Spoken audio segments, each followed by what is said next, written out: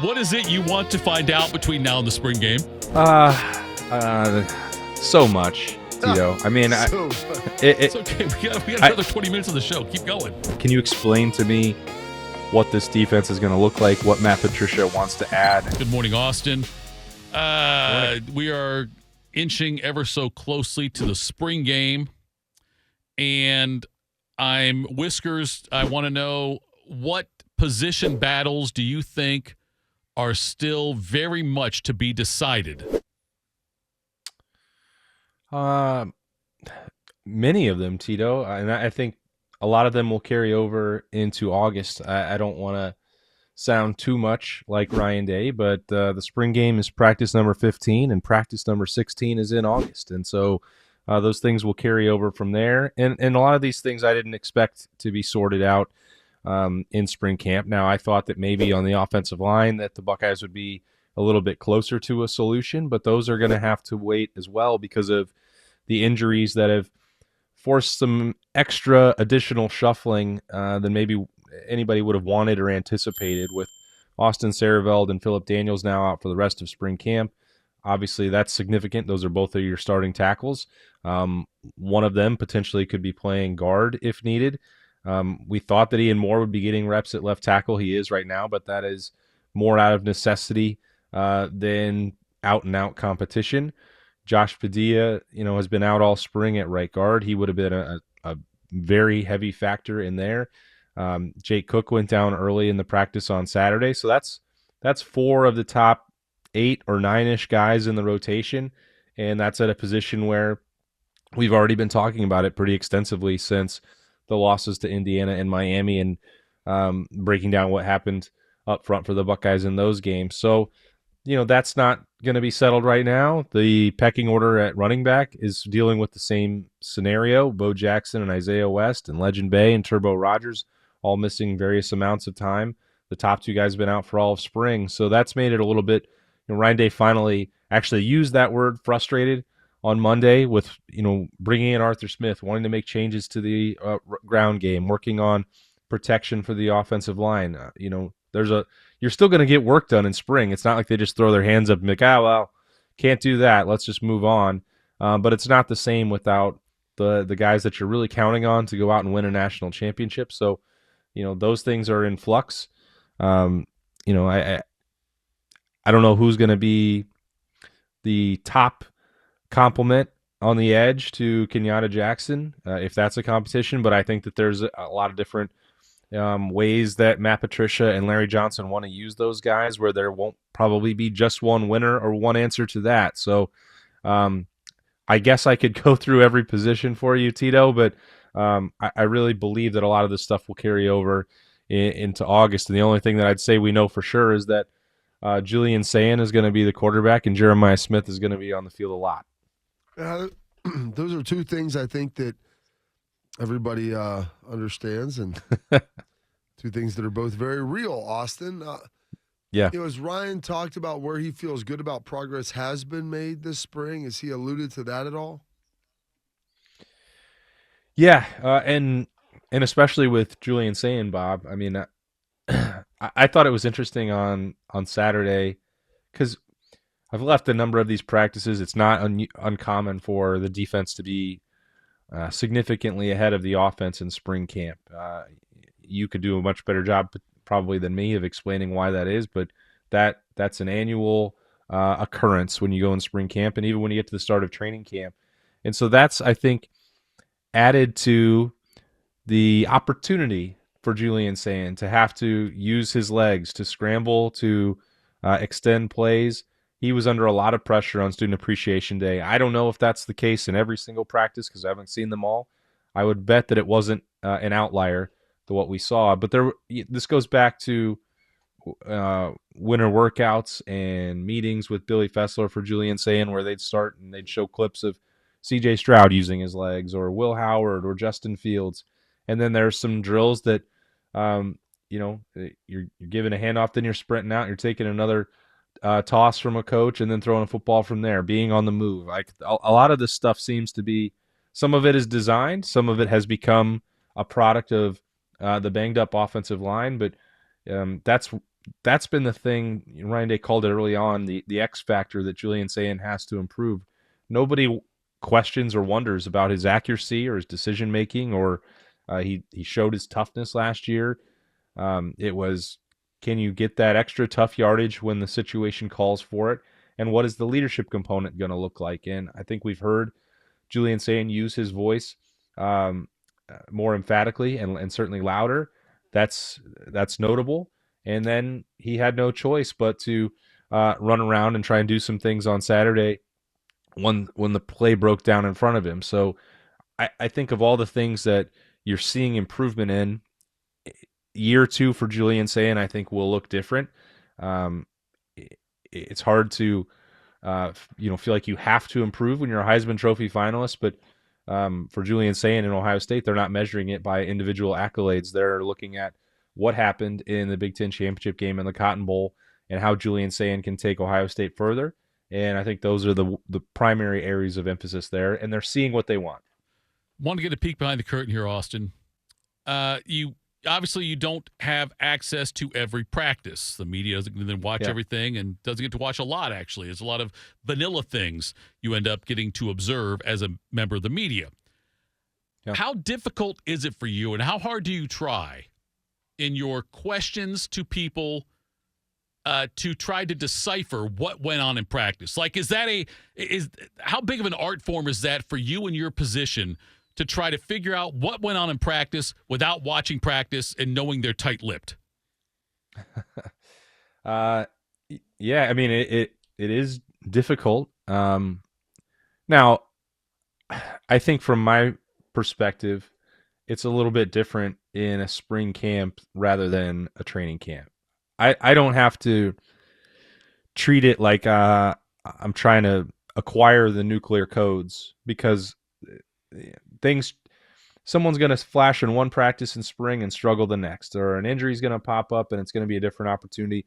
Like, they're not playing a game on Saturday. If they were getting ready for Texas, if they were getting ready for the opener and there were really heated position battles, I might be, pushing much harder to figure out what's going on. What I like is, and what I hope to continue is that people trust, and they might say on their own without me needing to ask, who's somebody who's flashing, what's something that we should be talking about, what's right, what's wrong about, some things that we've said, and point in the right direction. And that can include players. It can include the staff. I mean, I like the days, Tito, like today, we won't see anything from practice number 10.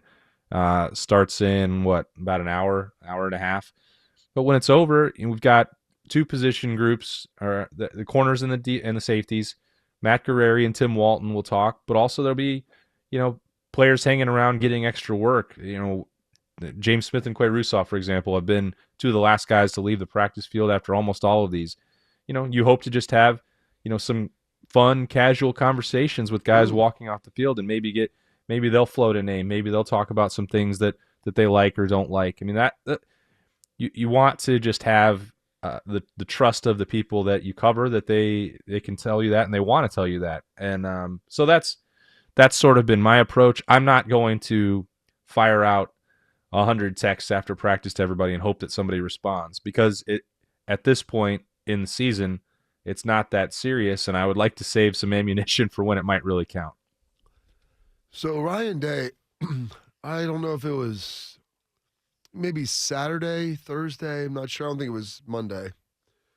They talked about who was flashing, and Ryan's like, "Ooh, that's a loaded question. Who are the newcomers?" Yeah. And he mentioned, the two tight ends that came in, and I think Earl Little Jr. And he's like, "Oh, I get people in trouble. Be getting phone calls."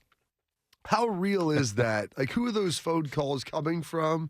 How real of an issue is that, where by omitting someone from, like, winning the day means apparently that they're maybe not doing a great job, even though that's not true? Yeah. It's real. And I don't think it's a coincidence who are the people that Ryan Day named that might make those calls, and talking about agents. I think the change has not been necessarily Ryan Day's press conference. He's always been, I think, reluctant and hesitant to do that. But but they used to, and I'm trying to remember if it's been 4 years or 5 years, they'd come out of a game, and in the media release, team notes for the next game it used to prepare just the full stats, the nuggets of information that Jerry Emig and Mike Bassford would put together. They would list the players that were named champion from the previous game. We would have Is that done? access to all champion grades. Those have vanished for several years.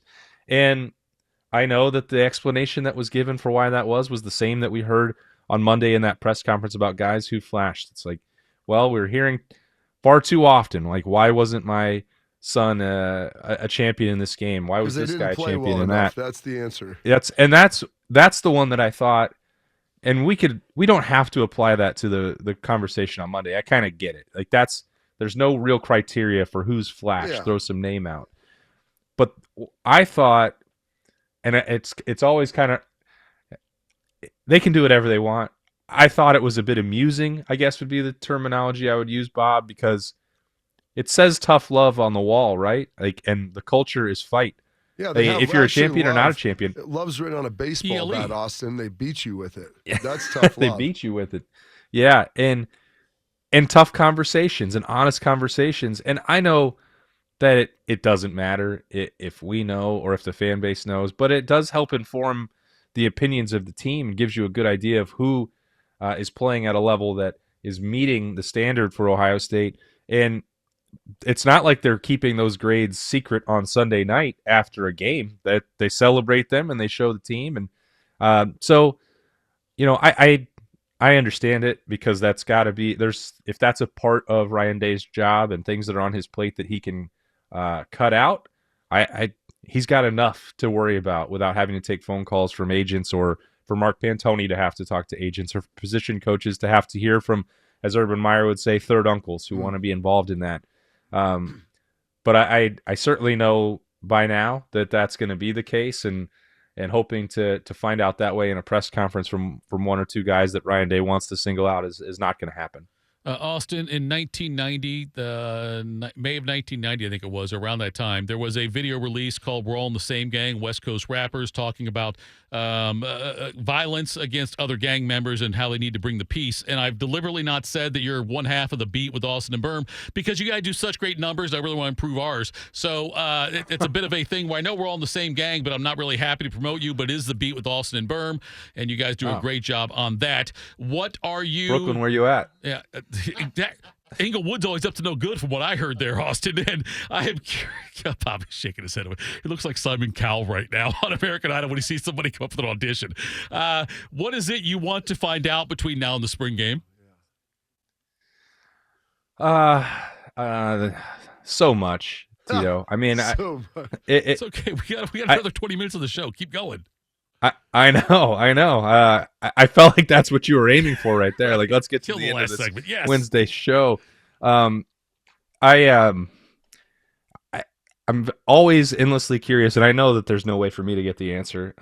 And I'll try and find out from Bob all the time. Like, can you explain to me what this defense is going to look like? What Matt Patricia wants to add? When he talks about, being more versatile up front. What does that mean? How do these body types that Matt Patricia and Larry Johnson and James Laurinaitis have now recruited or targeted from the transfer portal, how does that change the way that they want to play up front? What does that mean for the linebackers? And none of that is to say I want to understand the scheme by the end of April 18th, because I won't. But one of my favorite times on the calendar is going to the coaches clinic during that weekend, this whole celebration of Ohio State football. And if I can get a better idea of what Matt Patricia is hoping to do as a core tenet of his defense this year, then that helps figure out which of these pieces is going to be on the field the most. Because as we'd sit here right now, I bet Matt Patricia and James Laurinaitis have a much better idea of how many linebackers are going to be on the field and how many scenarios and which ones are going to do it. But as we, right here, they're also still saying, well, we got to figure out what Christian Allegro does best. We got to figure out what TJ Alford does best. We got to have Riley Pettijohn back being healthy. Can Sincere Johnson do things in year one? What does Garrett Stover's athleticism provide in these scenarios? So, it might sound a little bit silly to start that conversation with the linebackers, but You are also losing 2 top 10 picks at linebacker, which I don't know has ever happened before. So that's significant. And if you're going to be good on defense, you have to be good at linebacker. I don't think that your co-host would dispute that in any way, shape, or form. So I think Ohio State's going to be very good. I don't know which of those guys are going to be leading the charge necessarily outside of Peyton Pierce. Austin, appreciate the time. Thank you so much. Enjoy the rest of your week. We will talk next week. I guess reluctantly I'll say he's one half of the beat with Austin and Berm. But if you go to him, just look. Also go to us. Thanks. We appreciate it, Austin. That's right. See you guys.